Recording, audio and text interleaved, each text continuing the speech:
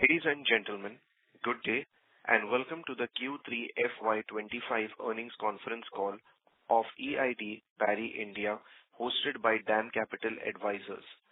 As a reminder, all participant lines will be in the listen-only mode, and there will be an opportunity for you to ask questions after the presentation concludes. Should you need assistance during the conference call, please signal an operator by pressing star, then 0 on your touchtone phone. Please note that this conference is being recorded. I now hand the conference over to Mr. Sanjay Manyal from DAM Capital Advisors. Thank you, and over to you, sir. Hello everyone, and a warm welcome on behalf of DAM Capital to the Q3 FY25 earnings call of EID Parry Limited. We thank EID Parry's management for giving us this opportunity to host this call. On the call today, we have with us Mr. Mudhaiya Murugappan, full-time director, and other senior management team of EID Parry. I hand over the call to the management for the opening remarks, followed by the question and answer session. Thank you, and over to you, sir. Thank you, Sanjay, and good everyone. It gives me a great pleasure to be FY25 call. I'll start with an update on the global and then the Indian start, and then hand over to my colleague Venkat, who will take you through the operating and financial performance. You will also note that our quarterly investor presentation has been uploaded online as of yesterday. In terms of the global scenario, the global sugar supply and demand deficit for 24-25 season has widened to about 2 million metric tons, primarily driven by production cuts in Asia and Mexico, which contributed approximately 1.4 million metric tons to the shortfall. As of December, Mexico sugar production for 24-25 season has reached its lowest recorded level, largely due to delayed harvesting caused by wet weather in November.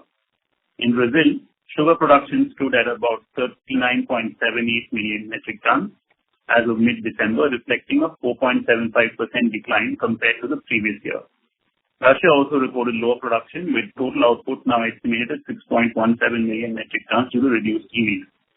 Meanwhile, Guatemala's production for 24-25 season is estimated at 2.7 million metric tons, representing a 2% decline from initial projections, primarily due to a delayed harvest start and excessive rainfall.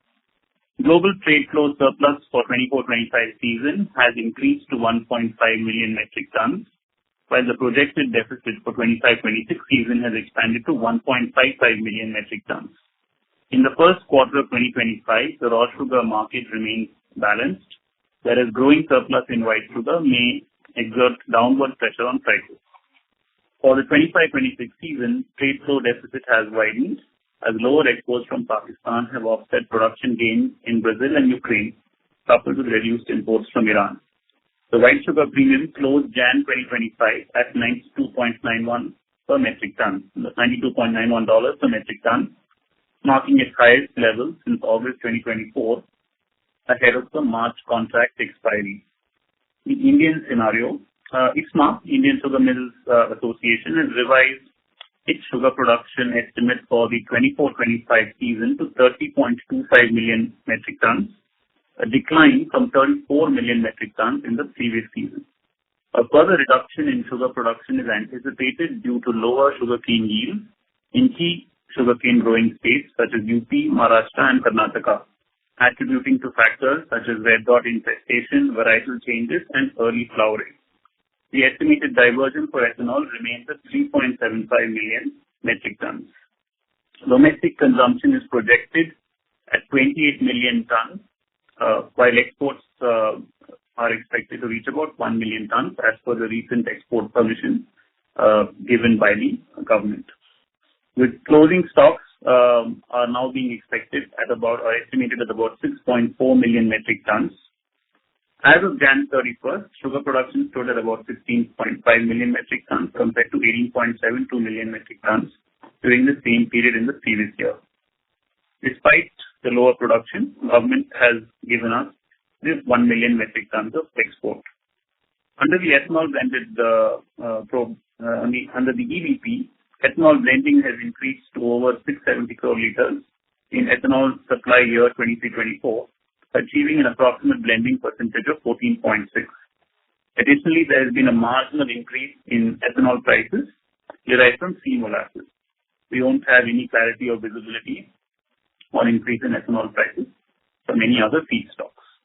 I'll now hand over to Venkat to take you through the operating and financial parameters of the business for the last quarter. Yeah, thank you, Muthu, and good morning to all participants. It's a great pleasure to be part of the analyst call and to share the key information of the operational and financial performance of the company. I'd like to share with the operating parameters of each of these segments. As far as the sugar operation is concerned, sorry to interrupt, sir. There seems to be a lot of background noise. If you could come a little closer to the microphone, that would help. Yeah, is it fine, Sanjay? Yes, it's perfect. Yeah, okay. So, as far as the sugar operation is concerned, the crushing operations in Karnataka in full fledged, as per the plan, as per the permission given by the government, and the AP also as per the plan which we have crushed, and about 50 to 55 days we operated in Karnataka and AP together. So as far as the crushing is concerned, we crushed about 12.7 lakhs metric tons during the quarter against the 17.8 lakhs metric tons of the corresponding quarter of the previous year. These main operations, Tamil Nadu operations have been shifted to from Q3 to the Q4. So as far as the recovery is concerned, the recovery is 10.78 for the current quarter against the 10.14 of the corresponding quarter of the previous year. As far as the sugar production is concerned, we produced about 1.08 lakhs metric tons during the quarter against the 1.5 lakhs metric tons of the corresponding quarter of the previous year. The overall cane landed cost is at 3,899 rupees per metric ton as against the 3,543 per metric ton of the corresponding previous quarter of the previous year. The main increase is only due to FRP impact, which is from 3,150 to 3,400 for the current sugar season. As far as the sale volume is concerned, we sold about 111,000 metric tons during the current quarter. Corresponding the previous quarter as well, almost like we sold about 110,000 metric tons. As far as the average selling realization is concerned, for the current quarter it's the 38 rupees 31 paisa per kg, as against the 38 rupees 70 paisa per kg of the previous quarter of the previous year. Clothing stock, we have carried about 1.3 lakh metric tons of the clothing stock. The value data around 37 rupees. Revenue from sugar is about 392 crores as against the previous period of 435 crores. The main reduction is mainly on account of release quota and main focus on the retail segment. All FRPs were paid as per the timelines. As far as the consumer product CPG division is concerned, we have achieved about 236 crores turnover. This includes 87 crores of the branded staple business during the quarter, as against the 137 crores of the corresponding previous year, registering a growth of 76% overall growth in the CPG segment.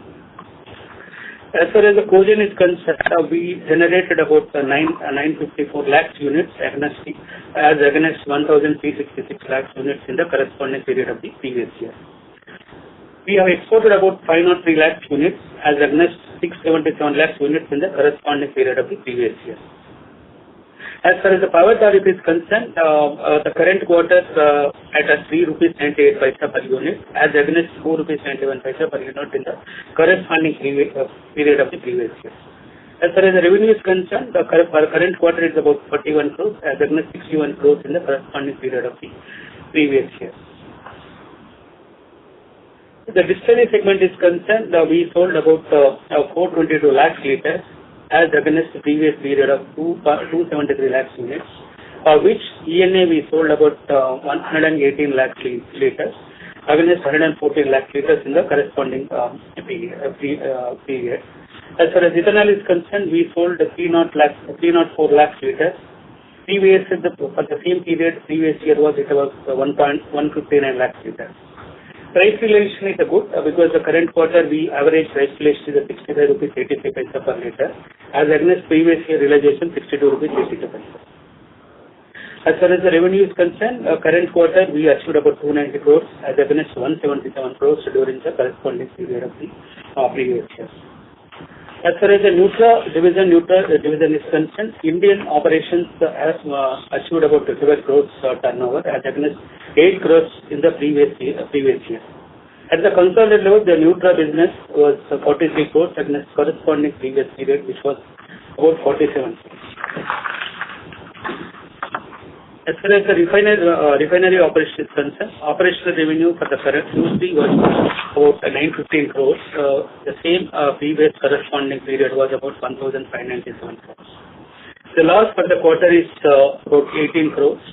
The same Q3 23-24 is profit was about 17 crores. Refined sugar production for the current quarter is 2.05 lakhs metric tons, as against the previous period is 1.96 lakhs metric tons. Refined sugar sales quantity is about 1.87 lakhs metric tons, as against Q3 of 2.7 lakhs metric tons in the previous period.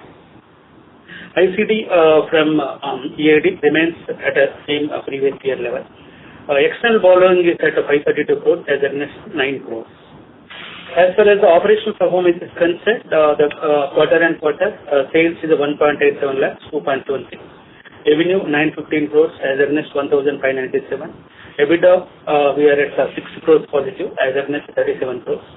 As far as the EBIT is concerned, 5 crores negative as against 26 crores is the positive. PBT 18 crores is the negative against 17 crores.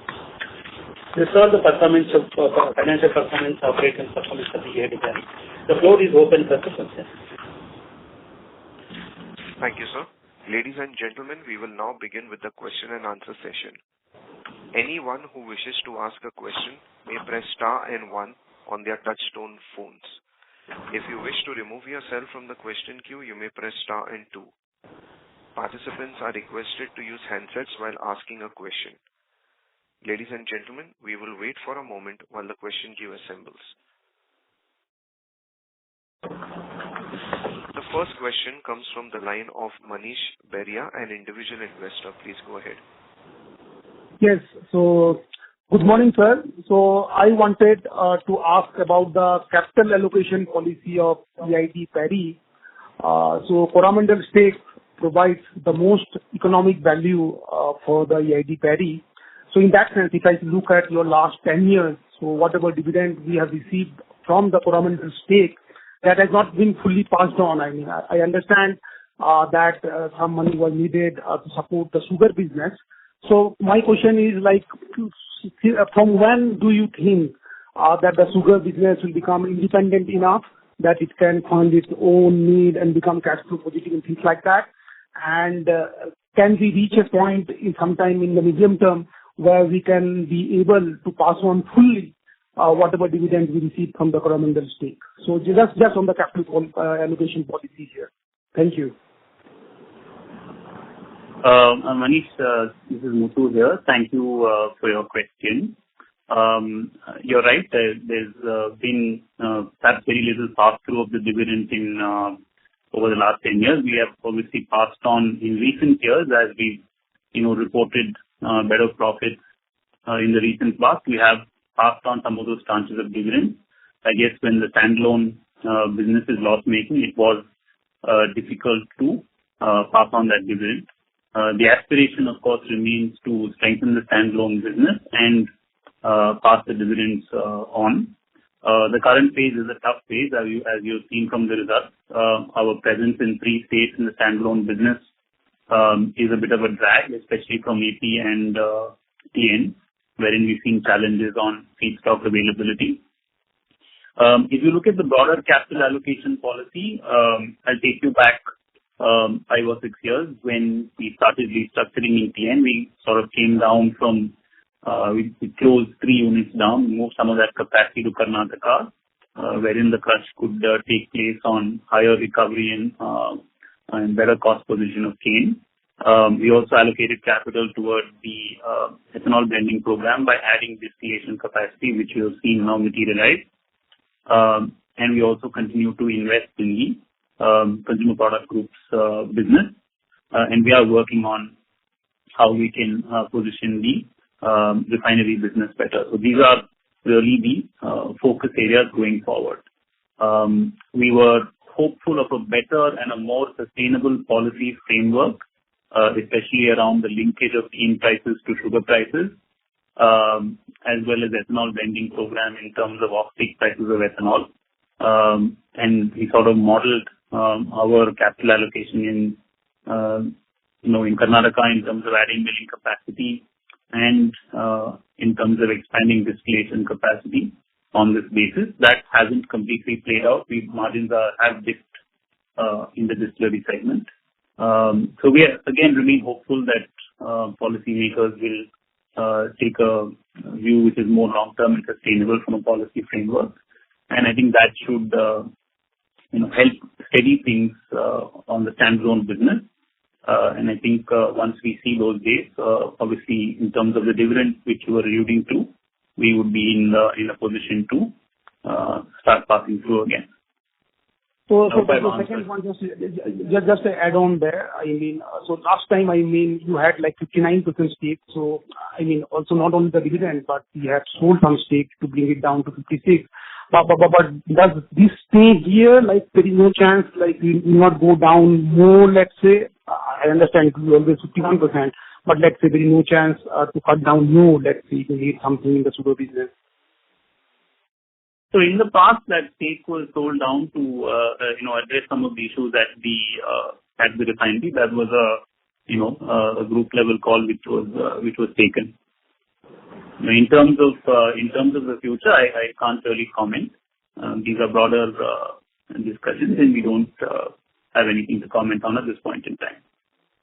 Okay, thank you. Best of luck. Thank you. Thank you.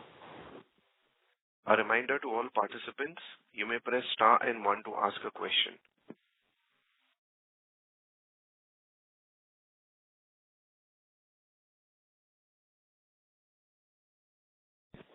The next question comes from the line of Sanjay Manyal from DAM Capital Advisors. Please go ahead. Hi, sir. Sir, I have just few questions on the recovery side. It seems that the current season recovery is slightly better.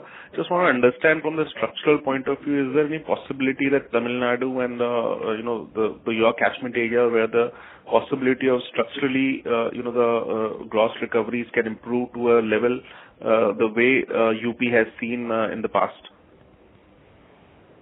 Ashik, do you want to take that? Like in come in after. I'll take the question. Thank you for your question. The recovery is a factor of a few things, starting from variety to the climate and the agricultural practices. What we have been consistently working is on the agricultural practices over the past few years. We are also focusing on things like getting the right time harvesting in place, which is one of the reasons we have done a late start in Tamil Nadu, because if you harvest the cane at the mature age, your recovery will improve. The varietal program within EID is a very robust program. We have about a couple of decades of experience in developing new varieties. About 2 varieties is hitting the bulk planting as we speak now, and in the next few years, we will probably have about 4 to 5 varieties that will come.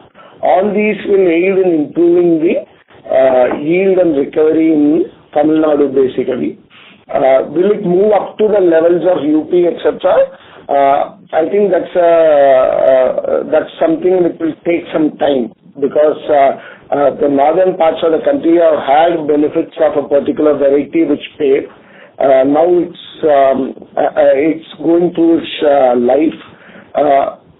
The south part of the country will continue to be less in terms of recovery as compared to the northern parts, especially in the coastal belts, etc. But we are fairly confident that we will see improved recovery from the recent trends in the coming couple of years. I hope I answered your question. Right, sir. So, and the second question is on your view about the current ethanol scenario. We haven't really got the price hike in B heavy and juice, and industry has sort of significantly moved to a B heavy molasses based ethanol and sugarcane juice based ethanol. So what is your view on that? How you see the profitability will be impacted in the ethanol part of the business? Also, if you can also sort of give your view on the sugar prices. We have seen off late sugar prices have been in an up move at least in the last 1 month. What is your view over the next 2-3 quarters? How the sugar prices you think would be behaving? On the ethanol blending program, I think both the industry through its representative bodies like ISMA is fully seized of the matter, and we continue to make very active representation to the government. We also believe, I think the government understands the sector well and is very responsive. But as a very responsible government, they take their time to take the decision, and I'm sure they will do it right for the industry. In the last 2 quarters, at least in the last quarter, I think both the pricing on C-heavy and the export quota from the government are positive indicators that the government is seized of the challenges that the industry faces. We are really positive as we speak that the government will be responsive on pricing on the heavy and syrup also, and we hope for that as we go forward. And as an industry participant, we will continue to work with the government on improving the sector profitability. In terms of sugar pricing, I think the export quota has been a welcome development. It's really taken quite a bit of effort from both sides for the government to come up with that. As you can see, there is a shortfall in production in India, and I think the government has been responsive in terms of stepping in to help the industry. This export quota, in a sense, will help us pay our farmers on time. While EID Parry is continuing to be in the forefront of that, I think as an industry, this will help in that, and that's good for the economy. Sugar pricing per se would be robust for some time, but I think we'll have to wait for the crushing season to end to get a good indication of the sugar available in the country. Broadly, I do have a positive view for the coming few quarters, if not longer. Thank you. Right, sir. So my last question on the branded business. So what kind of means non-sugar branded business would be the part of the sales, and how you see this business say next 3-4 years from the margin perspective, from the size of the business and from the margin perspective, what kind of EBITDA margin you can generate in this business? Thanks, Sanjay. This is Balaji here. I head the consumer business. So as of now, for Q3, the non-sweetener sale is about 37% of the total branded sales, and it is expected to be at around that level as we go forward. This is the first year of operation. We've just been in operation for about 9 months. There are several aspects of margins and contribution value creation that still need to be done. I think as of now, the margins are in the single-digit number, very close to the double-digit numbers. I think as we go forward, we'll unearth more value chain opportunities and grow the margins as we go forward. Right, sir. Right, sir. Thank you very much, sir. I'll come back in queue. Thank you. Participants, please press star and 1 to ask a question. The next question comes from the line of Rajesh Majumdar from B&K Securities. Please go ahead. Yeah. Good morning, sir. So I think part of my question was answered, but could you give us the 9-month kind of profitability of the FMCG business as against last year 9-month period? Is that figure available? Rajesh, the segmental results already available in our results, so from there you can find it. I wanted the FMCG separately from the sugar alcohol, actually. No, that is there. The segmental results, if you look at it, there is a separate line item called as a CPG business. So there you can see the profitability. Okay, fine. I'll see that then. My next question was that, sir, we have been contemplating some kind of reallocation of capital on refinery stroke nutraceuticals for some time, as has been enunciated in the earlier calls as well. So is there any development on that front? Parry, hi, Muthu here. Nice to hear from you again. So I think, we've done those strategic reviews. I think on Nutra, we perhaps realized that we'll have to do some more work to, discover the right value. And I think we are focused on doing that right now. So that's the sort of strategy on the Nutra front. We did do some work on that over the last few quarters, and we realized that we have to do a bit more to discover better value. On the refinery front, yes, we do realize that we need to strengthen the business model perhaps by way of partnerships. It is complex. The business model is complex, and the financials, of course, of the refinery are also complex. So hence these conversations, they're certainly on, but they are taking a fair amount of time. That's all I can report at this point in time, but it's obviously top of mind for us to put this on a better track and position the refinery business appropriately. So as and when we have something to report on refinery, we'll come back to you. Nutra will be business as usual because of the fact that we need to do a bit more to discover the right value. Also, this quarter, the refinery loss is reflective of the spread, right? Nothing, no extraordinary event is there.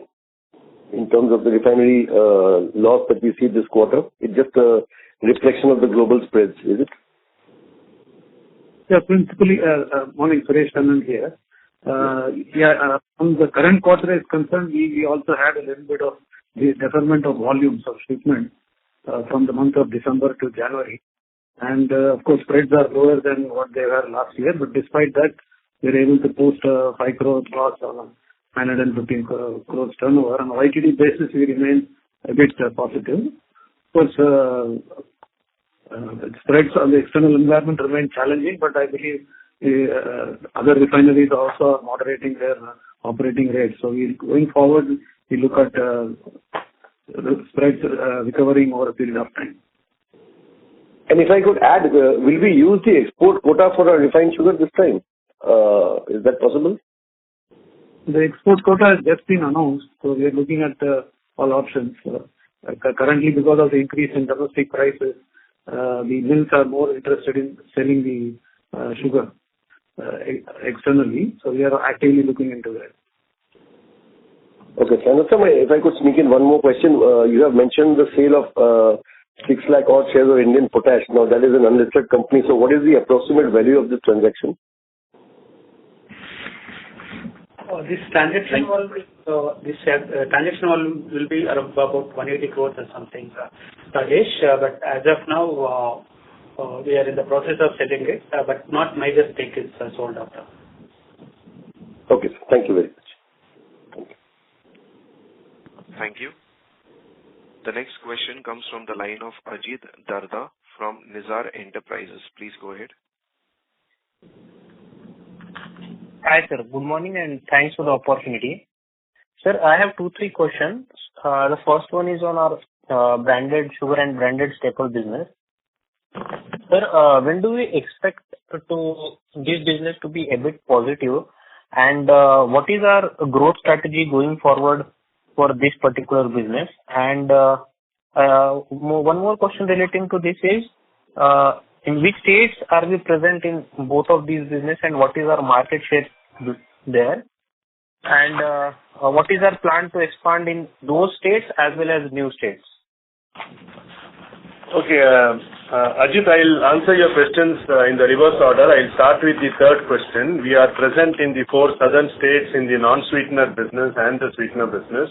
We have some presence in West and e-commerce and modern trade, and in East as well. For modern trade alone, we are present. We intend to stay in the South and consolidate our position for some time before we decide to move into the rest of the country. With regard to your second question, the growth plans for this business will be based on our distribution expansion plans. We are aggressively looking at increasing our presence in the number of outlets across the south of India. And as we increase the outlets, the business also will grow in a corresponding manner. And that is our strategy for growth. On your first question, the branded business, currently the profitability is being something that we are working on. And we will be, as we unlock the value opportunities along the value chain at different levels, And as we build the brand and move into more premium packs, I think this profitability will be in sight as we go along. Okay. And sir, my next question is on ethanol. After the recent price hike in ethanol by the government, so what can be the impact on ethanol business margins? Ajit, the price increase which has happened is on the C-heavy ethanol. Okay. Basically, if you look at it, most of the distilleries, most of the alcohol distilleries are not producing, not supplying the C-heavy ethanol. So the benefit, whatever the government has given, may not have much impact on the profitability. Okay. And your outlook on refinery margins, sir? Yeah, the current it's Suresh Kannan here. Refining will be challenging as far as the fourth quarter of the financial year is concerned. We are seeing some light at the end of the tunnel is going into the subsequent quarters. I missed your line, sir. Sorry. So I'll repeat. The fourth quarter margins will be challenging because of the external situation. But subsequent to that, we are seeing recovery in the premiums globally. So going forward, things should get normalized in subsequent quarters in the next financial year. Okay. Okay, understood, sir. Thank you so much. Thank you. Thank you. Participants, please press star and 1 to ask a question. The next question comes from the line of Rajkumar Vaidyanathan from RK Investments. Please go ahead. Yeah, good morning. Thanks for the opportunity. So the first question, recovery, Siemens has started reporting better recovery from Jan onwards. So do you see similar trends in Tamil Nadu and Karnataka? Rashik here. Karnataka is looking robust, and we believe we are getting benefits there. And that will continue. Crushing will continue for some more time. I think that will come through this year. TN early indications are we would be better than last year, but we are still in the early stages of crushing. So I would reserve a comment to observe and then come back on that. Okay. And so for the outlook for Tamil Nadu, given that it had a good rains and the reservoir system, so I just want to know, can we expect a better sugar yield and performance for TN mills in the upcoming year? Tamil Nadu, as we did mention, I think in the last call, was affected last year by pests and adverse weather. There's been a turnaround of both the scenarios as we speak in the current year. But as you know, cane is a one-year crop, so the playout will happen in the coming year. We would be positive about a yield improvement anywhere between 1.5 to 2 tons on an average in Tamil Nadu. Recovery is something we'll have to see and make a comment on. One concern obviously is that planting acreage in Tamil Nadu, which is in a downward trend for all players because of competitive crop scenario. So that would continue to be a concern in Tamil Nadu. Oh. Yeah. So the next question is on the export front, given that many mills in UP are looking at selling the quotas, so will we be looking at consolidating that and looking at any export opportunity? Yeah. So I wanted to come in here. I think this question came up earlier on. We have done this in Q1. We have exported. So maybe Venkat, we can cover the export has been captive to the refinery. So we received a certain quota, I think it was 15,000 tons. We've exported and closed this, and we've done it captively to the refinery, which is in an SEZ. So we've taken up on the export quota and executed. Okay, great. Sir, and lastly, given there is an uptrend in sugar prices, so can we expect a better performance in the current quarter? Okay, so Mr. Vaidyanathan, this is Muthu here. Let me just address, I think Ashik had covered quite comprehensively to your question on TN. And I will say that TN has been challenging in recent quarters, and we are seeing planting dip and this is a challenge because of competitive crop. I think we're obviously doing a lot of work to improve yields and improve recovery. But I think the planting and vegetation dip is a challenge. And I think this is a challenge which we will have to be faced with in the coming quarters as well. In terms of pricing, I think you were asking. Yeah, we are seeing an uptick in pricing just given demand supply dynamics, and we hope that this will hold, and this will certainly help the sector at large. Okay, sir. Thank you. Thank you. Ladies and gentlemen, you may press star and one to ask a question. The next question comes from the line of Ritvik Seth from One Up Financial Consultants Private Limited. Please go ahead. Yeah. Hi. Good morning, sir. Sir, a couple of questions from my end. Firstly, sir, you mentioned that crushings will be higher than last season.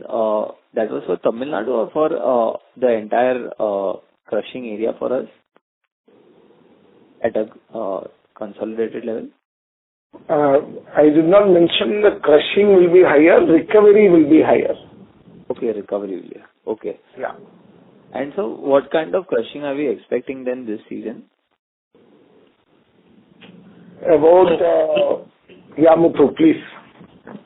So we don't give guidance, but crushing will be lower than last year, and this is on account of challenges in AP and TN largely.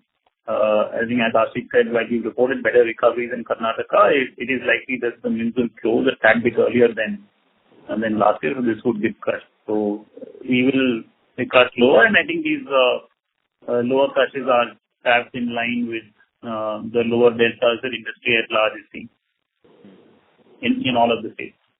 Right. And so what is the key reason for the lower crushing?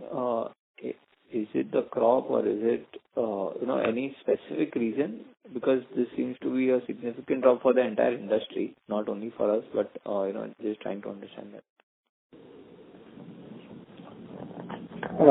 I think North has been essentially affected by pests this year. That's come as a surprise for the industry. South has, as we already discussed, that these states of T and AP has had competitive pressure from other crops and weather and pest-related issues. In general, the El Nino effect and the other conditions probably has pulled down the yield compared to what the industry should have expected across the country. I think that's having a significant impact on the crush numbers. Okay, got it. And so earlier in you call also mentioned that looking at some repricing for ethanol for BAV and syrup and grain base as well. So would it be a fair understanding that it would happen only before the start of the next ethanol season? That would be November end of 25. As this is a government policy, I think it may not be right to guess the timeline. What we would want to say is that we continue to make representations to the government, and you really cannot comment on when they will take the decision, if at all they want to take the decision. So I think it's a question of wait and watch for the industry with all good intentions. Okay, so that's it from my side. Thank you. Thank you. The next question comes from the line of Akshay Ajmera from Nizar Securities LLP. Please go ahead. Yeah. Thank you so much for the opportunity, sir. Am I audible? Yeah, Akshay. Yeah. Thank you. Sir, first of all, I would like to thank you for a detailed presentation. It explained the various key metrics very well to us. So I hope that it will continue in the future as well. And you have also explained, sir, on this consumer product group business that our broad strategy, how we want to grow in southern states as well as expand in rest of the states. Any broad timeline or a roadmap for the profitability? What is the internal thinking around it? If you could just guide us on it, that would be really helpful. It is good to hear, and I think we've given commentary in the past that, we aspire to exit this decade with a, much larger business than where we are today, with a high digit percentage EBITDA, given it's a food FMCG business. So I think that aspiration and objective remains, and I think all the work that we are doing is in that business. Okay. Sir, secondly, as a company, we have multiple businesses now. We have an aspiration to grow and expand this business as well, and we have sugar business, which is seasonal in nature, cogen, distillery. Then we have nutraceuticals. We are a holding company of Coromandel as well. So, is there any strategy or a thought process to value unlock in these businesses to increase shareholders' value, as well as to increase focus on respective businesses? Because refinery is one of them, and we have seen in the past that we were very good in taking calls when to stop capital allocation to certain areas which were not very profitable. So your views and your thoughts on it. So actually, excellent question, and I think that there's some commentary on this earlier in this call as well. In terms of the standalone business, and I think that's really what we are primarily discussing today. I think our focus remains. We've done capex on the ethanol side, and our focus remains in running the mills and the distilleries very efficiently. The scale up of the consumer business has discussed. From a Nutra perspective, I think we have to do a bit more to discover the right value. And again, on the refinery, position it appropriately in terms of what's best for the business. I think this is where the focus is largely. From a capital perspective, I think unless we really see a sustainable policy framework, it will be hard to think of capital allocation back into the distillery segment.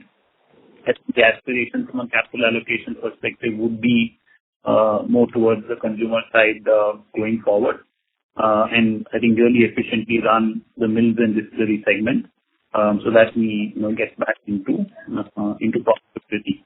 Of course, I think climate and regulation will also have to support us in this regard. I think doing 4 or 5 of these things on the standalone EID side are critical, so that the group, as you know, has always addressed strategic issues at the right time and place, and I think a sound set of standalone businesses will enable us to progress things on these lines. So I think that's where things will stand right now. Very happy to know that. So lastly, can you also share with us the share of sales value in terms of sales value, the value-added product in the sugar business, if you could just help us with that? Broadly, our business today is around 55% is institutional sales, and almost all of that is a value-added product. So that's the split that will be there in the sugar sales. No, I think you were referring to the FMCG side, right? So I don't know if we missed putting it on the presentation. It was there last year. It was there in last quarter. Right. I don't know. Are we 15%? Yeah, it's about 15% as of now. Yeah. 15%. Okay. Thank you so much, and I'll get back in the queue, and wish you all the best. Thank you.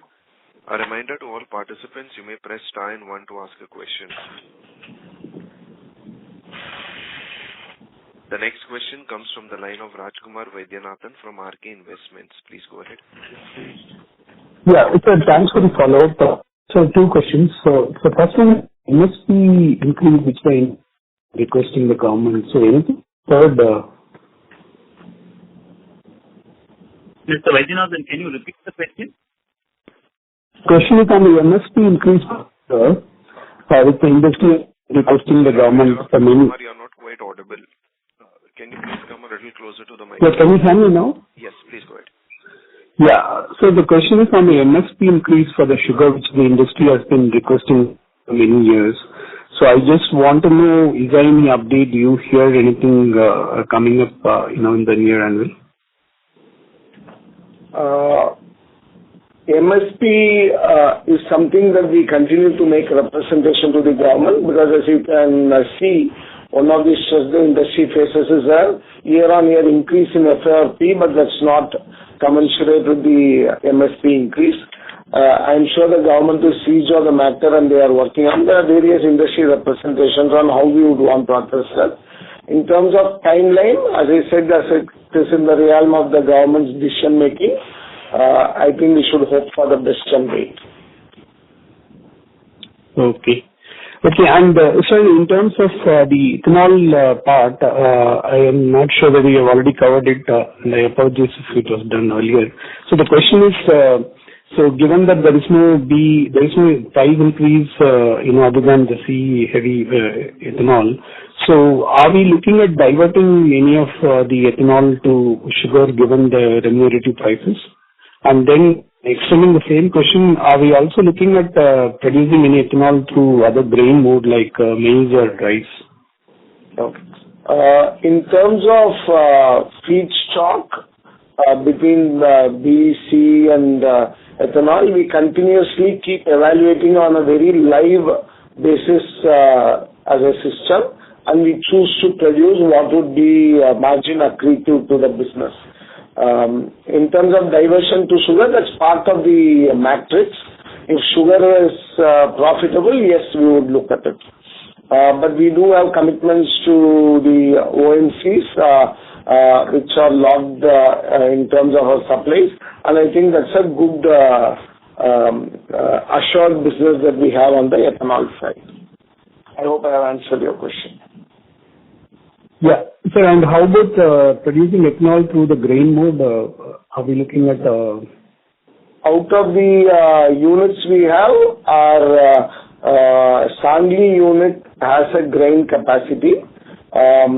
Grain, as we have outlined in the past, our intent is to make our distillery business multi-field, multi-product.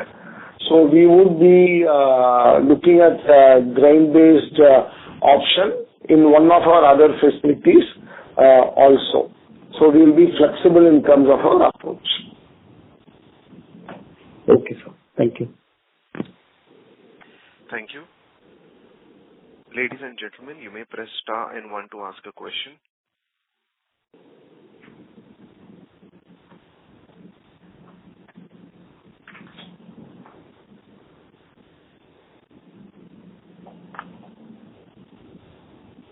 The next question comes from the line of Somnath Saha from B&K Securities India Private Limited. Please go ahead. Hello, sir. Thanks for the opportunity. So you have just mentioned about the multi-feed.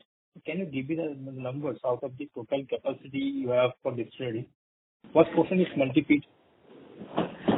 Somnath, today if you look at it, as on second quarter, we were having a total 580 KLPD is the total alcohol capacity. I can't hear you, sir. The total ethanol capacity, total alcohol capacity is the 582 KLPD. Out of that, 120 KLPD is basically the multi-feed. That's what our ship was. 120 KLPD, which can produce either grain means like either rice or maize, or when it comes to the ethanol, either it is a B-heavy molasses or syrup. Any more further plan for expansion or conversion of the existing juice-based or even sugar feedstock-based plant to multi-feed? We have a plans, Somnath. Maybe at the right time we will maybe they're disclosing it. We have a plan because they're looking at the challenges in the molasses availability in TN and Karnataka. So we may be looking at the conversion of the existing plant with the, again, it's like a multi-feed. It's not like an exclusive facility. Okay, thanks. That's helpful. Thank you. Ladies and gentlemen, that was the last question for today. I would now like to hand the conference over to the management for the closing comments. Thank you, Sanjay, and thanks to everyone for logging into our quarter 3 call. These are challenging times for us as well. Continue work on this. Sorry to interrupt, sir. You're not quite audible. Yeah, thanks all for logging into the call. These are, of course, challenging times, perhaps for the industry as well as for us. I think we continue to work towards various strategies which we have given commentary on. And, we look forward to connecting with you in the next quarter. Thank you and have a good day. Thank you. Thank you. Thank you, sir. Ladies and gentlemen, on behalf of DAM Capital Advisors, that concludes this conference. You may now disconnect your lines.